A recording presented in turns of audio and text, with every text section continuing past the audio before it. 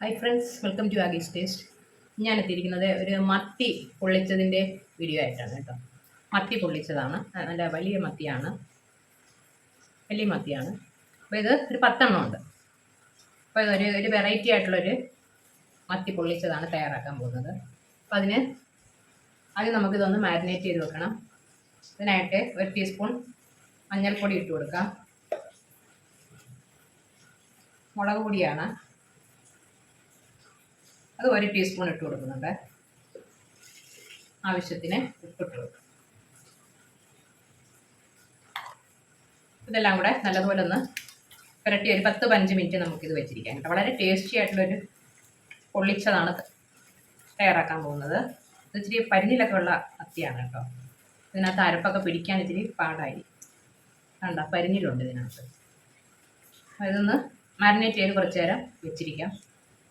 അതിനുശേഷം നമുക്കിനി ഒന്ന് വറുത്തെടുക്കാം. ഇനി മത്തി പൊള്ളിക്കുന്നതിന് വേണ്ടി കുറച്ച് സാധനങ്ങൾ കൂടി വേണം. കുറച്ച് ചെറിയ ഉള്ളി എടുത്തിട്ടുണ്ട്, ഒരു 4 പച്ചമുളക്, ഒരു 8-10 അല്ലി വെളുത്തുള്ളി, ഒരു കഷ്ണം ഇഞ്ചി, ഇത്ര ഞാൻ അരിഞ്ഞു വെച്ചിട്ടുണ്ട്, ചെറുതായിട്ട് അരിഞ്ഞു വെച്ചിട്ടുണ്ട്. ഇതിൻ്റെ കൂടെ കുറച്ച് തേങ്ങാപ്പീരയും കൂടെ ഞാൻ എടുത്തിട്ടുണ്ട്, തേങ്ങ ചിരകിയത് എടുത്തിട്ടുണ്ട്. ഇതെങ്ങനെ തയ്യാറാക്കുന്നത് നമുക്ക് കണ്ടു നോക്കാം. നമ്മുടെ മത്തി വറുക്കാനുള്ള പാൻ വെച്ച് കുറച്ച് എണ്ണ ഒഴിച്ചു കൊടുത്തിട്ടുണ്ട്. നമുക്ക് മത്തി ഇട്ട് കൊടുക്കാം.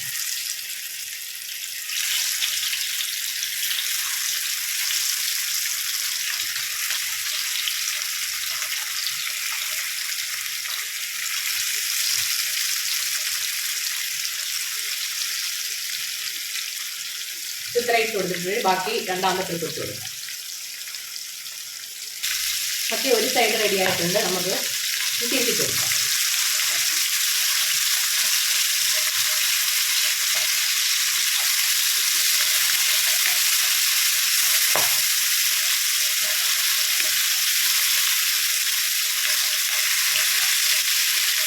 മൂക്കുമ്പോൾ മാറ്റിയിട്ട് ബാക്കിയുള്ളത് കൂടെ ഇതുപോലെ വറുത്തെടുക്കാം. മത്തിയെല്ലാം മാറ്റിയിട്ടുണ്ട്, എല്ലാം വറുത്ത് മാറ്റിയിട്ടുണ്ട്.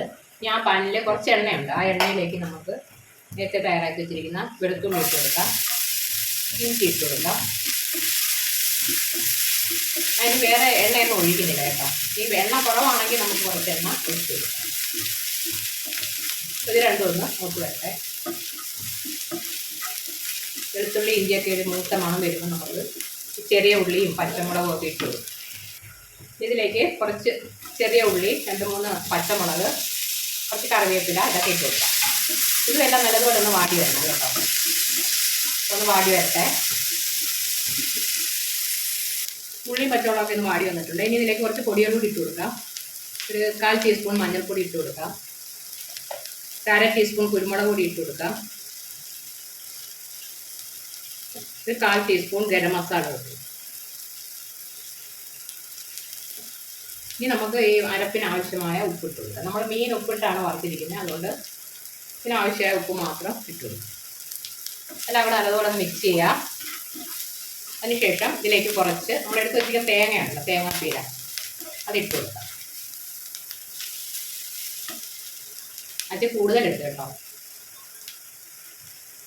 ഓരോരുത്തരുടെ ഇഷ്ടം അനുസരിച്ച് കൂട്ടിയും കുറച്ചും എടുക്കാം.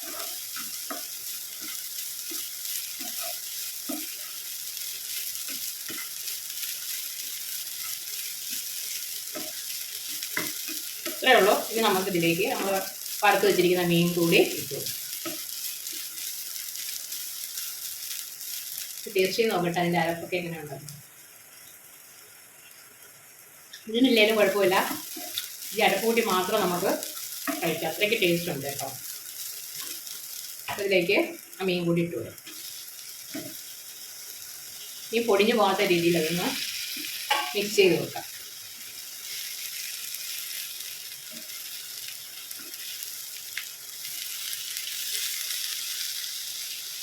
അങ്ങനെ നമ്മുടെ വെറൈറ്റി മീൻ പൊള്ളിച്ചത് റെഡി ആയിട്ടുണ്ട്. അപ്പോൾ എല്ലാവരും ഇത് ട്രൈ ചെയ്ത് നോക്കുക. ഇഷ്ടപ്പെടുന്നെങ്കിൽ ലൈക്ക് ചെയ്യുക, ഷെയർ ചെയ്യുക, കമൻറ്റ് ചെയ്യുക, ചാനൽ സബ്സ്ക്രൈബ് ചെയ്യുക. Okay, thank you.